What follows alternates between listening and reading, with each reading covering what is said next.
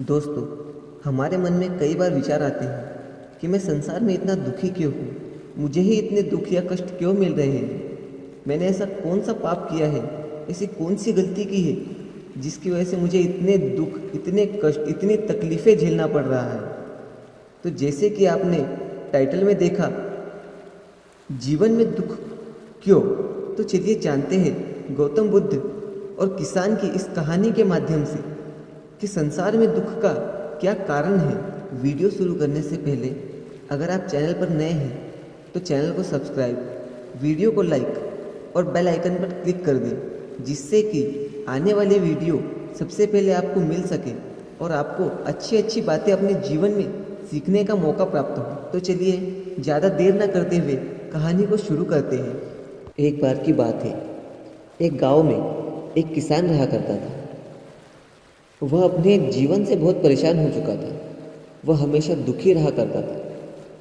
उसी के पड़ोस में एक बूढ़े बाबा रहा करते थे। वे किसान को इतना परेशान देखकर एक दिन उस बूढ़े बाबा ने किसान को गौतम बुद्ध के बारे में बताते हुए उनके पास जाने को कहा। बूढ़े व्यक्ति की बात सुनकर किसान गौतम बुद्ध के पास जाने निकल पड़ा। थोड़ी देर तक चलने के बाद वह किसान गौतम बुद्ध के पास जा पहुंचा। वहां पहुंचकर उसने बुद्ध को प्रणाम किया। वह कहा, हे महात्मा, मैं एक किसान हूँ, पास ही के गांव में रहता हूँ। मैं अपनी जीविका चलाने के लिए खेती करता हूँ, परंतु कई बार पर्याप्त वर्षा न होने से मेरी फसल खराब हो जाती है। किसान ने कहा, इतनी मेहनत करने के बाद भी मैं अपनी पत्नी और बच्चों की ज़रूरतें पूरी नहीं कर पा रहा हूँ। गौतम बुद्ध शांत बैठकर उस किसान की बातें सुनते रहे। आगे किसान बोला, बच्चों को जिन चीज़ों की आवश्यकता होती है मैं उसकी पूर्ति नहीं कर पा रहा हूँ। वे मुझसे बहुत परेशान करते हैं। कभी कभी सोचता हूँ कहीं अकेला ही निकल जाऊँ। सब छोड़कर किसान अपने सारे दुख बुद्ध को एक एक कर बताता रहा और गौतम बुद्ध भी शांत चित्त से किसान की बातें सुन रहे थे। किसान अपनी समस्याएं बताता रहा और बुद्ध शांत बैठे सब सुनते रहे। एक समय ऐसा आया कि किसान के पास बताने को कुछ ना रहा। अब वह बुद्ध से जवाब प्राप्त करने के लिए प्रतीक्षा करने लगा, परंतु बुद्ध ने कुछ ना कहा और आंख बंद करके ध्यान करने लगे। यह देखकर किसान ने सोचा, अब यह मुझे मेरी समस्या का समाधान बताएंगे। बुद्ध को ध्यान में बैठे बैठे 2 घंटे बीत गए। किसान का सब्र का बांध टूट चुका था और वह चिल्लाते हुए बोला, क्या आपने कुछ सुना? मैंने क्या कहा? क्या आप मेरी समस्याओं का समाधान नहीं करेंगे?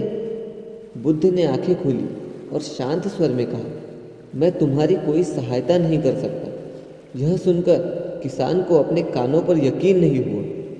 यह आप क्या बोल रहे हैं? सभी के कष्टों का, दुखों का निवारण करते हैं, तो क्या मैंने गलत सुना है? क्या आप मेरे दुखों का निवारण नहीं कर सकते? बुद्ध ने फिर से शांत स्वर में कहा, कठिनाइयाँ तो सभी के जीवन में होती है और तुम्हारे जीवन में भी है। ऐसा नहीं है कि सिर्फ तुम्हारे जीवन में ही कठिनाइयाँ हैं। कठिनाइयाँ तो सभी के जीवन में आती है। कभी व्यक्ति सुखी होता है तो कभी दुखी।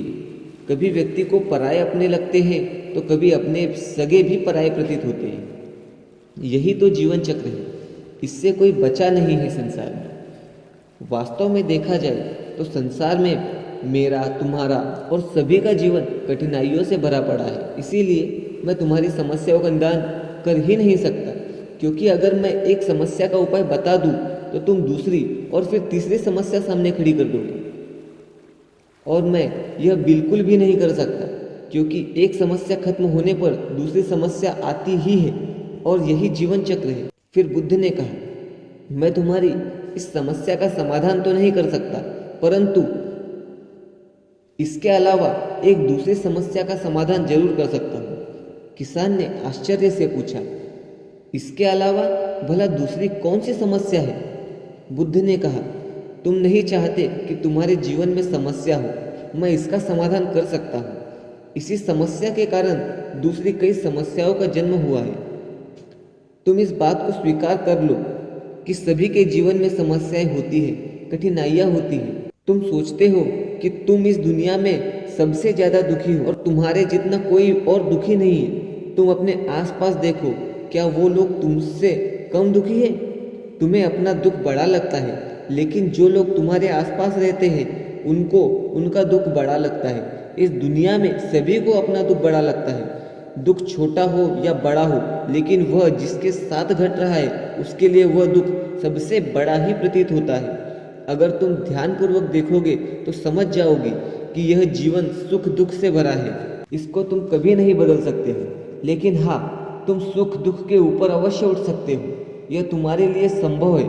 सुख और दुख को हम आने से रोक नहीं सकते हैं, लेकिन सुख और दुख का हम पर कोई प्रभाव ना पड़े ऐसी कोशिश जरूर कर सकते हैं।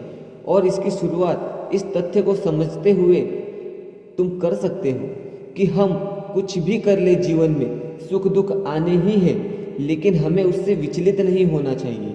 इसीलिए आज से तुम यह सोचना छोड़ दो कि जीवन में कोई समस्या ही ना आए, और अब तुम जीवन में आने वाले सुख दुख को स्वयं में समा सकोगे। तूफान के मध्य में भी शांत रह पाओगे। किसान बुद्ध के चरणों में गिर पड़ा। वह समझ चुका था कि क्या करना है। जीवन का नाम ही संघर्ष है। जीवन में सुख या दुख आने या जाने से हमें कोई नहीं रोक सकते, परंतु परिस्थिति के अनुकूल चलकर स्वयं को सुख दुख से अलग कर सकते हैं। इस कहानी के माध्यम से सीख मिलती है कि जीवन में परिस्थितियाँ कितनी भी जटिल क्यों ना हो, कैसी भी क्यों ना हो, हमें खुद के मन को विचलित किए बिना उन परिस्थितियों का सामना करते हुए जीवन का निर्वाह करना चाहिए। अगर आप चैनल पर नए हैं तो चैनल को सब्सक्राइब, वीडियो को लाइक और बेल आइकन पर क्लिक कर दें, जिससे कि आने वाली वीडियो सबसे पहले आपको मिल सके और आपको अच्छी अच्छी बातें अपने जीवन में सीखने का मौका प्राप्त हो।